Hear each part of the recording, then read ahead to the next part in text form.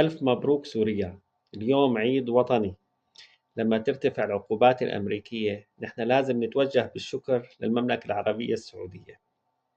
صار فينا نعيش، صار فينا نحس إنه نحن شعب لازم يتقدم. صرنا أكثر من 12 سنة ونحن مو عايشين. لازم إنه نتطور ونشوف حالنا ونصير، يعني كل الدول صارت ونحن رجعنا لورا.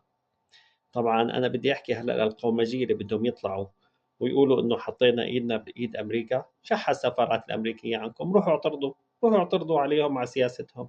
خلونا نحن نعرف نعيش. فصائل المقاومة الفلسطينية بدكم تعرفوا قادتها، روحوا دوروا عليهم بالفنادق. بسوريا كان أقل بيت لقائد فصيل حقه 2 مليون دولار، والشعب كان عايش تحت التراب. صار لازم نعيش، صار لازم نتطور. ألف مبروك لشعب سوريا. هلأ سوريا بلشت تعيش، هلأ سوريا نهضت.